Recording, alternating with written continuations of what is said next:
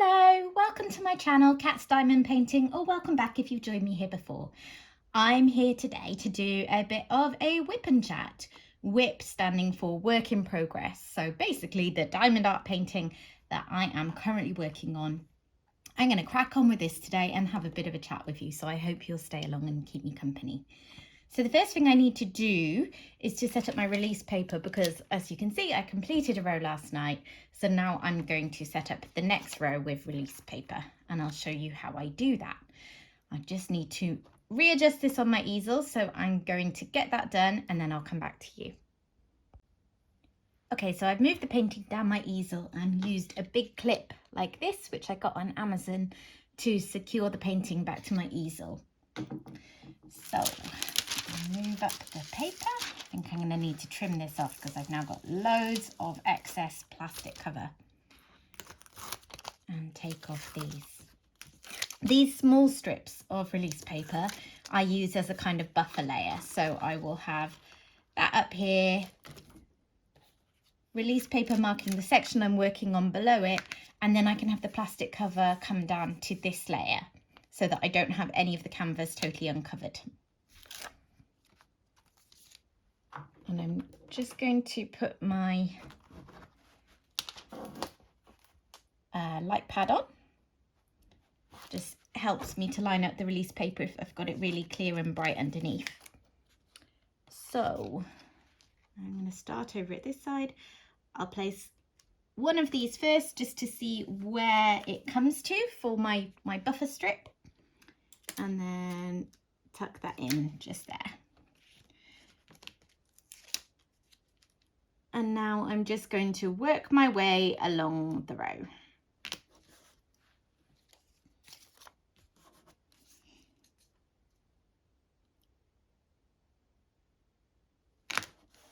So this is just the way that I found works best for me because I like to work on my paintings row by row so that if I switch to a different painting, because I think I've now got 5 whips on the go. So I'll do row by row, and then if I want to switch, I can roll it up. It rolls up neatly because there's even tension across the painting. I've not got any parts of the row that have diamonds on and others don't, if that makes sense. I'm not sure that it did. And then I can roll it up and put it away. And in the meantime, while I'm working on it, I just prefer to have clearly defined sections. I know we're all different, aren't we? Some people don't like having sections at all, and they like to just work on an area kind of holistically, see what draws them in. I find that not as enjoyable personally, just because I end up chasing a colour all the way over the canvas, and then I've not got the area that I'm working on in the right place on my easel, which I have to work on the easel. I can't just work flat because of neck and shoulder and back issues. So that's me. Right, I'm just trying to line these up as neatly as I can so I don't have to rearrange them too much when I'm actually working on it. Ooh. I'll secure this in a moment. There we are, and there's just one on the end that doesn't quite cover it, but that's okay because I'm about to work on that. And then I am going to roll up the bottom of my canvas.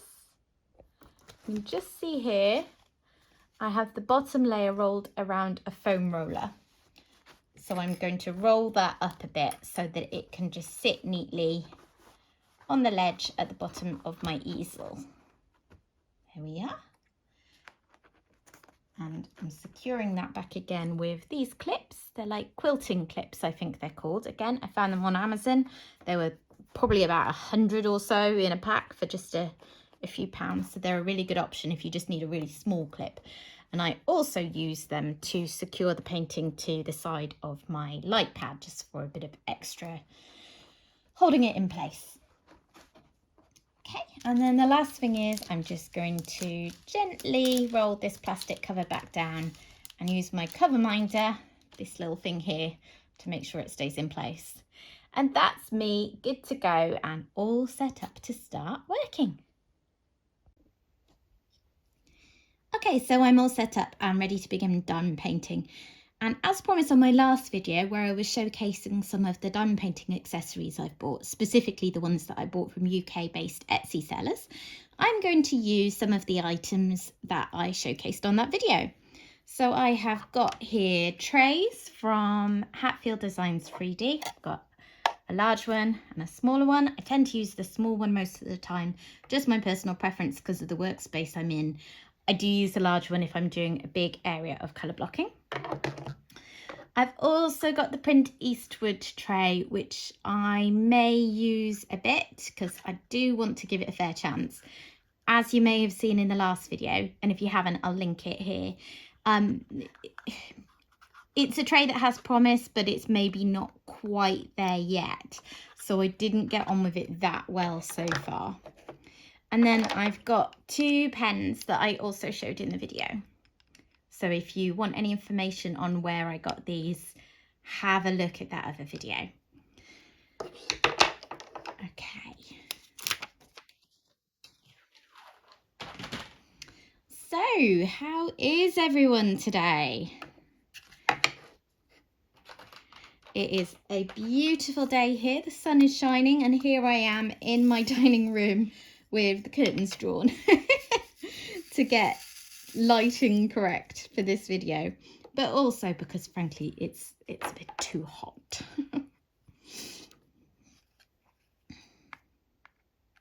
So I am surprisingly free this week. I was not expecting to be in a position to make videos because if you have watched any of my earlier videos, you may be aware that I was summoned to do jury service. I was originally summoned in 2020 and I got deferred because of mental health reasons. And then I was deferred for a year until the following June. So that was 2021. And on that occasion, I was deferred for physical health reasons, to do with the sort of back and shoulder issues that I have and the needs that I had to have a certain kind of seat, to have back supports, that kind of thing. And because of the COVID restrictions that they had in place at that time, that just wasn't possible for them to accommodate. So I got deferred again to this year. And this should be the second week of my jury service.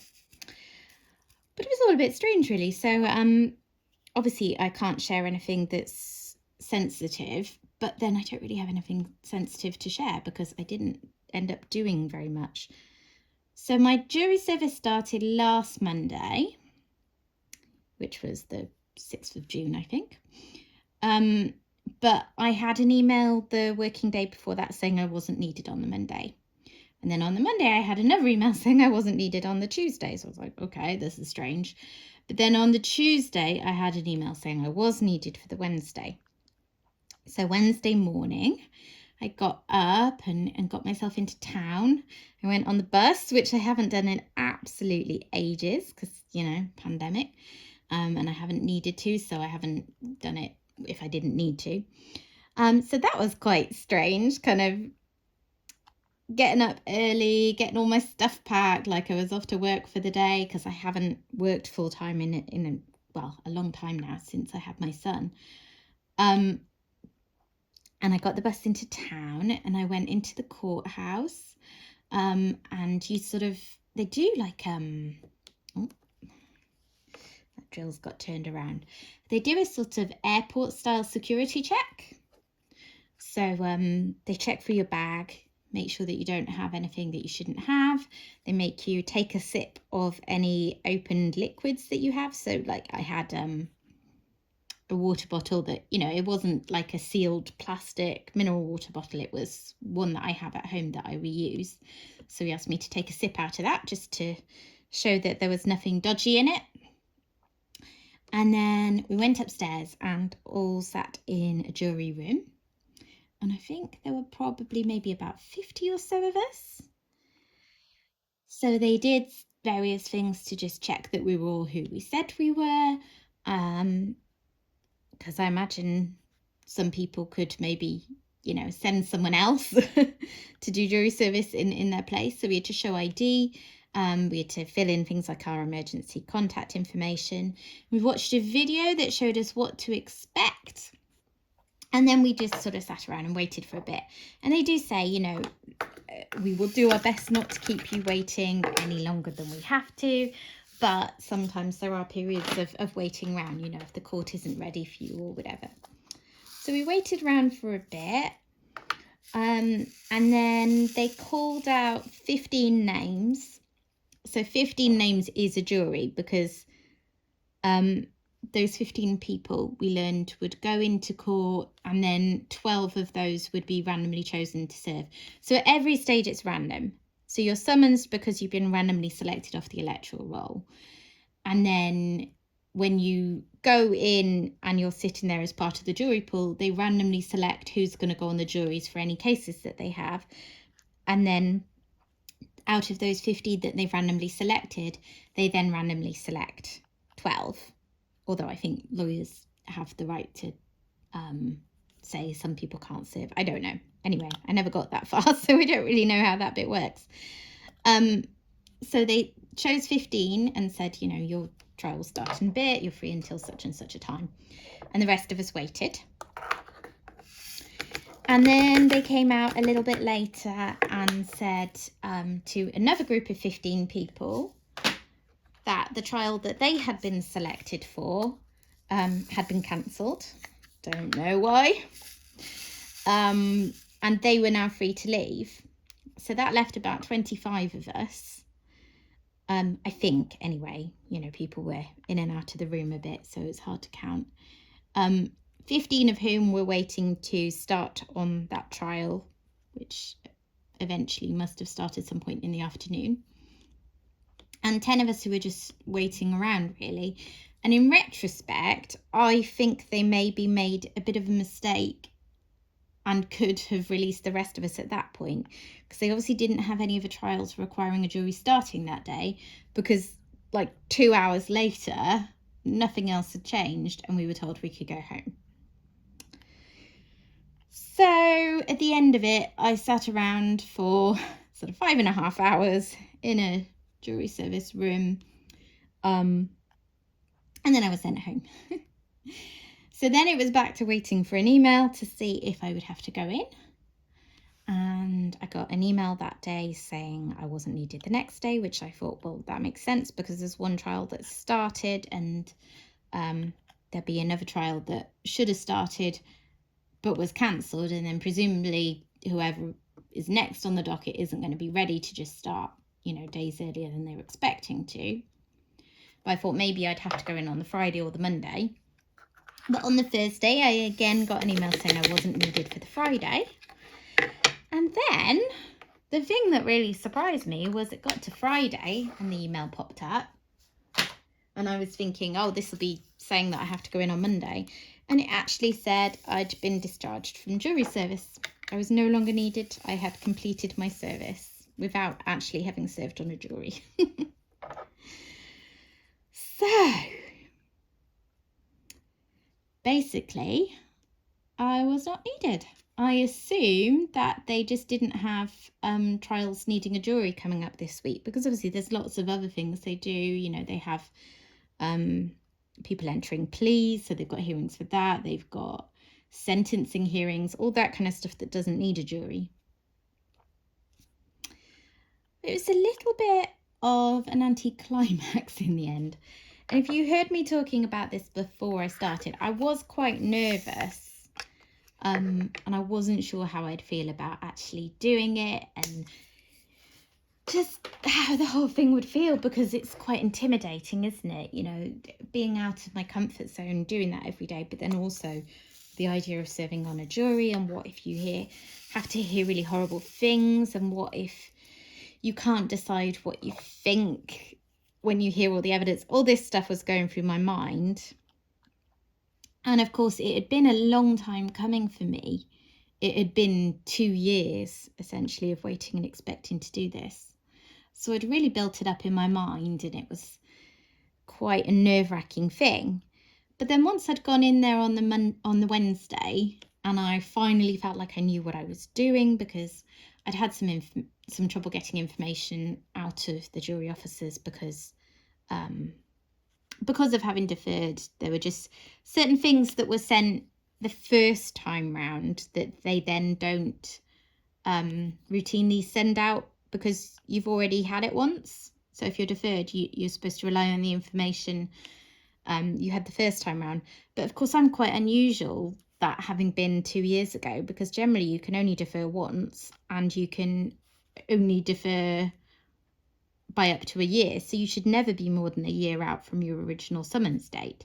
It was only because of health reasons and specifically pandemic stuff that meant they couldn't accommodate me that I'd been deferred twice.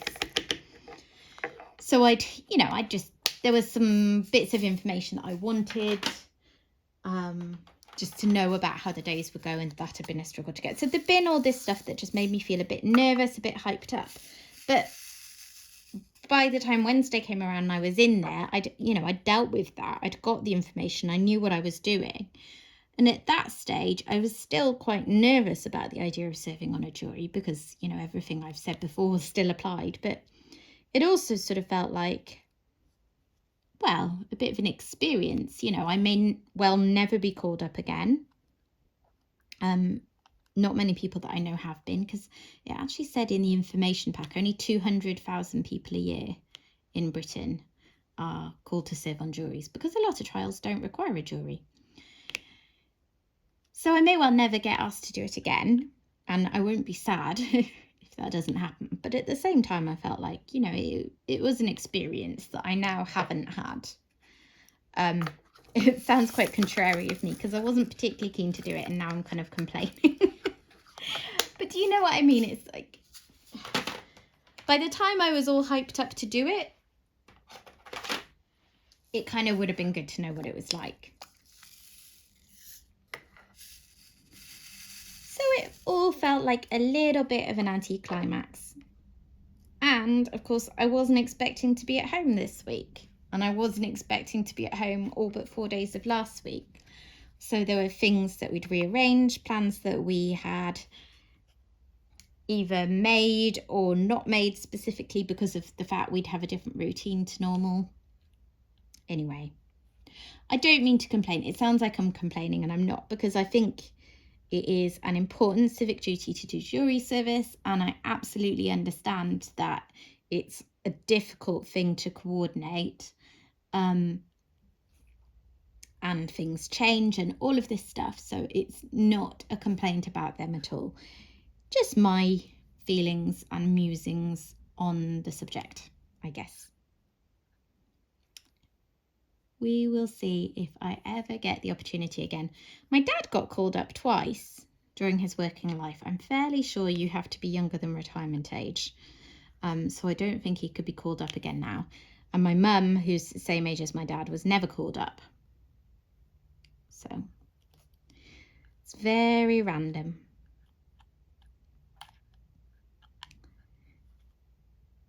Anyway, my son was quite happy that I was home to do school pickups. Actually, I tell a lie. He was quite sad his dad didn't do more of it, because his dad will do things like take him to the park to play football after school, which I'm not sporty. I can't, I can kick a ball around with him, but he's very good at football, so he'll be firing balls at me. I can't cope with that like his dad can.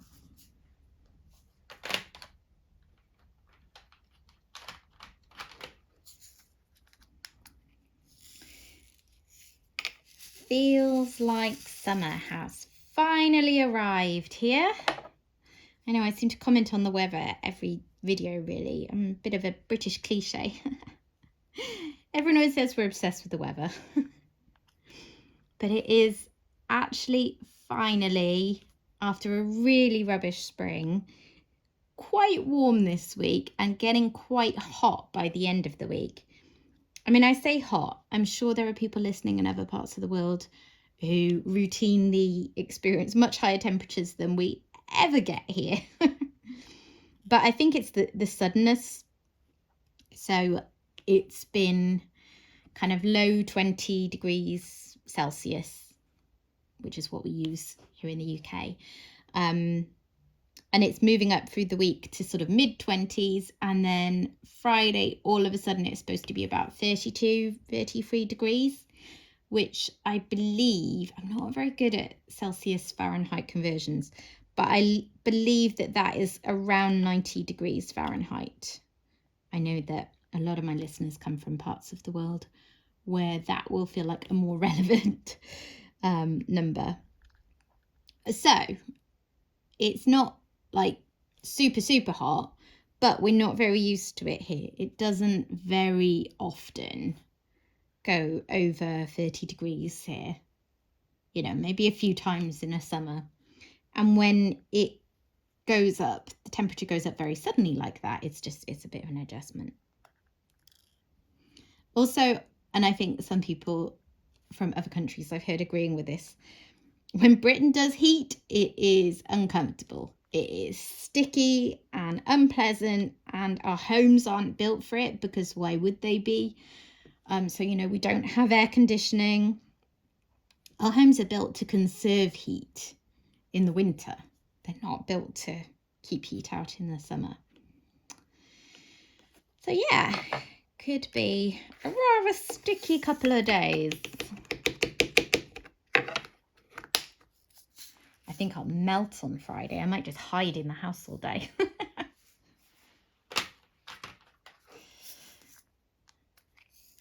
Anyway, we made the most of the weather this weekend just gone. So on Saturday, we went and met a work friend of my husband and her daughter, who is friends with my son. And we went to a nearby sort of farm that's geared up for pick your own. So I don't know if that's something that everywhere does. Here in Britain, at least, we have a lot of pick your own farms, and it's a fun activity, really. So we went for some strawberry picking. So you take along your kind of punnets that you're going to put the strawberries in, pick them off the vines, try to resist eating too many as you go, because that is stealing. And then you take them to the shop and pay. So it's just buying strawberries but picking them yourself. But kids tend to love it. I mean, I'd never been strawberry picking in my life before I had my son, and now we go several times a year. And they do have other kinds of fruit and veg at this particular farm, depending on when things come in season. So we did that, and they went on the playground. My son managed to injure his back. He went on the slide and he came over upset because he'd hurt his back. I think what probably happened is his t-shirt rode up, and then he got a friction burn down his back. So where he's taken the top layer of skin off, he's now got these kind of odd scabs in a line on his back, which make him look like he's got some kind of weird plague or skin condition or something. So that's not been very pleasant for him. My husband on Saturday wanted to watch so the Women's Tour of Britain. It's a cycling race. He really likes cycling. He does it a bit. He's done triathlons and things, but also he really enjoys watching it. So he went into town because one of the stages that they were doing was finishing in Oxford. So he watched that. And then that evening we had a barbecue, which was lovely. We always enjoy a barbecue. My husband's a vegetarian and my son and I are not. But we like different things a lot of the time. So barbecue's a great way for everyone to have something they really enjoy on it. And then just some sides that we can all enjoy. So we had some meat and vegetables and halloumi and things on the barbecue. And then we had a lovely sort of carrot and coriander seed and lemon and coriander salad that my husband makes. It's sort of a Moroccan-y flavour. And we had flatbreads, and I made a tzatziki to go with it. So that was lovely. It wasn't quite warm enough to sit out in the evening because there was a bit of a wind, so we did have to eat inside, much to my son's disgust, because he loves eating out in the garden. What else did we do? Oh, on Sunday we were seeing some friends. So a friend of mine that I met when I was having my son, I joined an antenatal group and met various friends, and most of them I've sadly lost touch with because, you know, life happens and you don't gel with every person, and it's been years, you know, some of those people have moved away from the area and all sorts. But there was one person in particular that I've been very close to over the years, and her daughter is my son's, well, one of my son's best friends. Actually, I don't know if they still do because I don't like to ask because I'll get in trouble. They did say for a long time that they were engaged and they were going to be married one day. Not sure if that's still the case. So yeah, we went to their house and saw them in the afternoon. So that was nice. Actually, before that, my son and my husband went on a big long bike ride in the town. So there was a sort of family fun ride, just lots of families coming together to cycle round. Really must get better at cycling myself so I can join in these things. At the moment, I'd just be a hindrance. So they went and did that, and they were nearish to where our friends live. So the plan was they'd then cycle up and join us, and I'd driven over to her house and they were just going to meet us there. But I got a call from my husband saying my son needed rescuing. He was all tired out. I think they'd cycled probably a good 13 kilometers or something at that point. Possibly even a bit further, and he just did not have the leg strength to get up that last big road. He's my son is 8, but he's short for his age, takes after me, sadly for him. So he's only just been big enough to get a bike with gears on it, and he's still getting the hang of how to use them. So whilst having gears on your bike should mean it's a bit easier to go further, at the moment half the time he's using the gears so wrongly that they're working against him. And he's making it harder for himself than if he didn't have gears at all. It's a learning curve. But yeah, my husband said there was definitely an element of that in why he'd got so tired. So anyway, they came up to our friend's house, or rather I went and rescued my son in the car, and my husband cycled up. And we had a nice afternoon catching up with them. We don't tend to see them that often anymore. Before the kids were in school, we hung out all the time. We'd go on holidays, we'd have sleepovers. And back during the first wave of the pandemic, we were a support bubble together because my friend qualified for having a support bubble. If you don't know what I'm talking about, that was the kind of certain categories of people that were more vulnerable to loneliness were allowed to link up with another family so that they could have some company and not be too isolated. And we did that. So we hung out a lot back then. But when the kids are in school, we live in a different part of the city and they go to different schools. So it's all a bit hard to meet up too often in term time. We tend to catch up more in the holidays and some weekends. That's life, isn't it? Everyone's busy.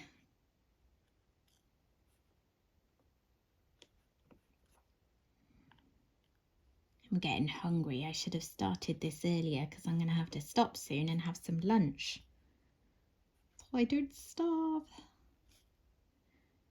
If you hear any rumbling from my stomach, I can only apologise. It's Father's Day here in the UK this weekend, so we need to make some nice plans to celebrate my husband and the excellent father that he is. I'm trying, now my son is 8, to get him a bit more involved in actually thinking about these things. And you know, when they're younger and, you know, you get your partner a Father's Day or a Mother's Day present, but really it's just what you've chosen. And the past few years, I would give him maybe a short list of things and then he'd choose one. For a long time, they would get matching t-shirts every year because when my son was younger, he just, you know, saw an opportunity to get a new t-shirt for himself. Mind you, the matching t-shirts were very fun. They had one that said team and then our surname. They had a Super Daddy and Super, my son's name set. They had ones that looked like they were part of a football team, and it was like big guy and little guy on the back, or big man and little man, I think. So they had a few of those, and those were fun. But now that my son's older, I'm just trying to get him interested in thinking about this kind of thing, because I think it's a skill and an important skill to be able to try to pick presents for the people that you care about, and trying to get in their mindset, see what they would like, picking something that they would like rather than just what you would like. So I realised I've been using this tray and I haven't actually shown you. Having said that, I'm going to try all these things that I showed in my other video. I'll try and do better. So this evening, it's my husband's night to cook. He cooks once a week, sometimes more, but he definitely cooks once a week to give me a bit of a break. And I'm going to take my son over to a big supermarket that's got lots of other things as well, not just the food section, and choose a card for my own dad, in fact. And then just try and browse around with him and see if he can find something that he thinks my husband would like. Because I ask him what he wants to get him and he'll just say, I don't know. And yeah, needs a little bit of work, you know, how to develop that empathy where you can really think about what someone else would enjoy. So we're going to do that. And then on Sunday, on the day itself, we are, we have a football tournament in the morning for my son, which is a really early start. We have to be over in the other side of the city for 8:30 in the morning. So I know that's not actually that early, but I mean, for a leisure activity on a Sunday, it's quite a lot to have to be up that early and over there. It is for us anyway. We're all night owls. We're all late to bed, late to rise people. So we've got that, and depending on how my son's team gets on, that might take quite a few hours in the morning. And then we are hanging out with the same friends as I mentioned from last week, because the tournament is quite near where they live. So I've invited them to come along because my son would absolutely love to have them watch. Oh, sorry, I'm just trying to get a trash drill off my finger into my little pot. So they're coming along, and then we'll hang out for a bit and have lunch, and then we'll go our separate ways so that we can do something for my husband. Not sure what. Previously, we've done things like go for a nice walk. That's often my husband's preference, but I think that the weather looks pretty terrible by Sunday. We'll have to see what it actually does, because, you know, it's a good few days away. It could all change. But I think they were talking about thunderstorms and a big drop in temperature. So we shall see. And Saturday, I don't think we actually have any plans, so we'll have to come up with something to do. I quite like having a free weekend. I don't know about you. I like to have lots of time to just hang out at home as a family.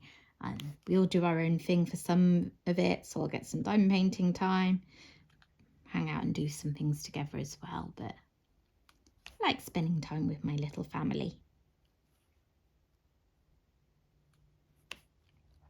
The following weekend, my son has got a big treat coming up where he's going away with his grandparents, and they got him for Christmas a tour of Anfield Stadium, which is where his favourite football team, Liverpool, plays.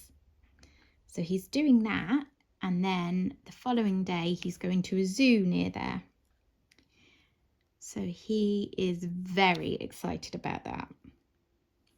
And my husband and I are quite looking forward to a weekend to ourselves as well. Thinking we might go out for a meal, maybe a couple of drinks. Because we don't live near family and our son's only 8, you know, he's nowhere near ready to be left by himself. We don't actually very often get time, just the two of us. So it'd be nice to have a date, go out and spend some time together.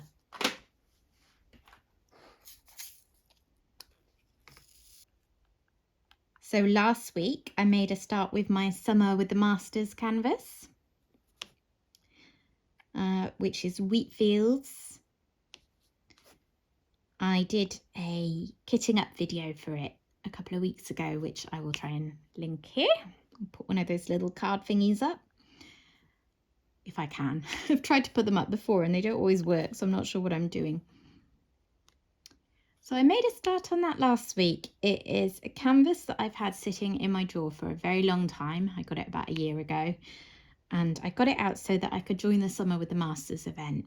If you don't know what I'm talking about, it's an event, so just a joint venture in the diamond painting community that brings lots of people together working on a particular theme of canvas at the same time. And the hosts may do prizes, they put out video content, all of that kind of thing. And Summer with the Masters is showcasing the artwork of artists who were working a long time ago. So their art came out, I think it's before 1927 is the cutoff. And art that came out before then is considered in the public domain, which means that if you get a custom made of a piece of art from that long ago, you're not breaking any copyright rules and you're not kind of doing the artist over, because frankly that artist is not likely to be here anymore, are they?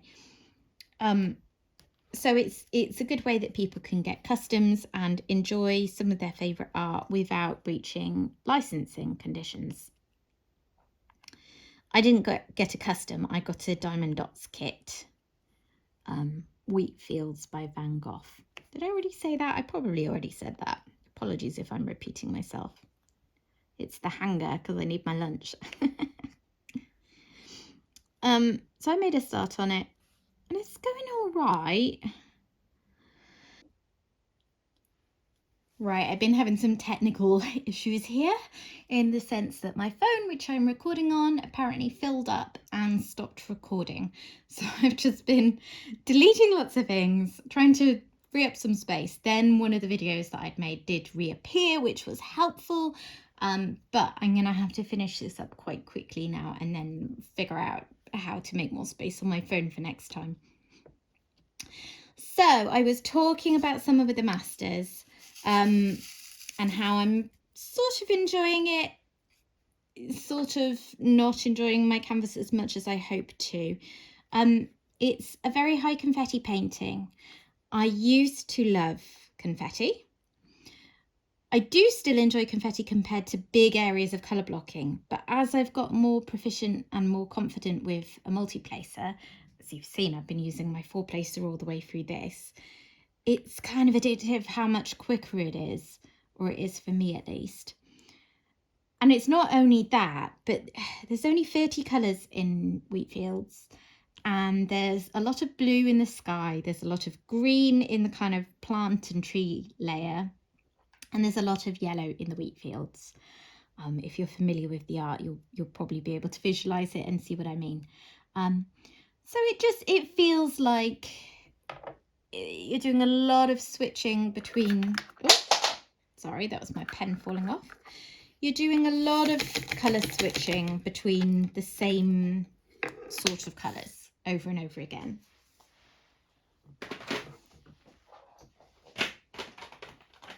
So I guess it just feels a bit samey. But what I'm hoping will happen is that I'll get more into it as I get through more of it. And it isn't at all a reflection of the kit, because the kit is beautiful, you know. I mean, their drills are amazing, Diamond Dots. They are so sparkly and not much trash at all. I really enjoy them. So I think once I get it done, it's going to look fabulous. It's just a question of whether I can get a bit more into the kit to enjoy the process more as I'm doing it, because I won't work on a kit I'm not enjoying. I've never yet given up on a painting and not finished it, but I will rotate between them so that I don't get bored, because if I sit and make myself work on a painting I'm not enjoying, I feel like I risk burning out. And I don't want to endanger a hobby that I really enjoy by making it so I just don't feel like I enjoy it anymore because I forced myself to work on a canvas that I didn't enjoy. So I'm hoping that by working on something else for a little bit and then coming back to that, maybe next time I will enjoy it a little bit more, because I really want to get it done. This canvas that I'm working on today, ZoomZoom, is nearing the end, as you can probably see. I've only got, well, depends how much I do each day, but I could probably get this done now in 2 or 3 days. Yeah, probably more than 2 days, but yeah, I can get this one done. And then Wheatfields will be my only round kit that I have on the go, so that might help as well. I've been really enjoying ZoomZoom, so that makes me want to come back to this one once this one's gone. Maybe I'll be more into Wheatfields. Do I sound odd? I wonder if other people feel the same way about paintings. If you're like me and you like to have more than one on the go, do you find that one just sometimes draws you in and others don't? I've had canvases before where I've started them off and I've not loved them, or I've started them off, I've loved the first row or two, then I've needed a big break, then maybe I've struggled to get going and I've just done one sort of strip of diamond painting at a time for quite a while, and that's gone on for several weeks, and then I come back to it one time and I'm like, no, hang on, I love this and just work and work and work on it. Sorry, just picking off one that had a bit of a mark on it there.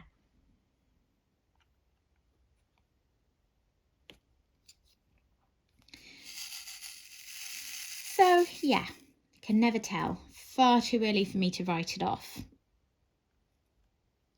I think as well, because of the way I work, because I kind of chip away at a painting. So even if I'm not loving it, I'll do a row, then I'll put it away, then I'll do a row and I'll put it away. And as long as I keep getting it out and doing that every so often, eventually you reach a point where there's not much left and it feels fairly easy to get on and finish it, so that you get the satisfaction of completing the painting then. So I'll chip away at it like that. And it's not a requirement of the Summer with the Masters event that you finish a painting, so that part isn't a problem. But we shall see. I've enjoyed ZoomZoom so much that I'm quite tempted to kit up another dragling painting soon after I finish this. But all of the other dragling paintings that I have are squares. And I do have 3 square paintings on the go already, which are Family Circus, the Old Waterway Cottage, and one that I bought from Evermoment at the start of my diamond painting journey, which I don't think it has a name. It's not licensed art, unfortunately. I didn't really understand about that kind of thing in the early days.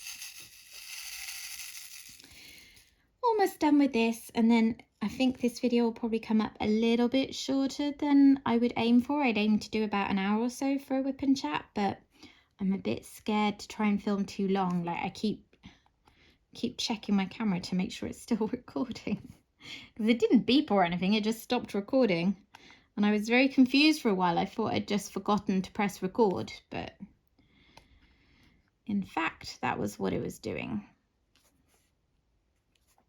I would love to get myself set up with a proper camera. I do have a camcorder which I've used in the past on the Kitting Up in Santorini video, but the quality of the picture and the sound is so much weaker than my camera that I don't really like to use that one. Just need to figure out how I can clear more space off my phone and I'll be fine. It's a wonderful thing with these smartphones these days, isn't it? I have an iPhone and it's, you know, it's everything in one thing. Got a really good quality camera right there with me wherever I go. This wax is getting a bit old. It's harder to stick the drills. So I've used 1 tray and 1 pen, having said I would showcase. I keep forgetting. Plus now I've had to cut this a bit shorter than I would have done.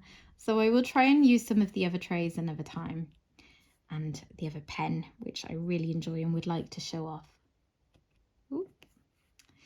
But that's me for today, so that I don't lose what I'm filming again.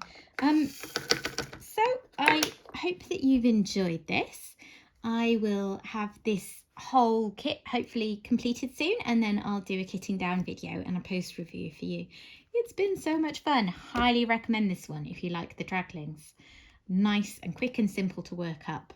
And he's so cute. So yeah, hope you've enjoyed that. If you have, please drop a like on the video. And if you haven't already subscribed to my channel and you've enjoyed what you've watched, please do consider doing that too and putting out new videos as often as I have things to talk about, really, or as often as I'm doing new things with my diamond paintings. Thank you very much for watching. Bye.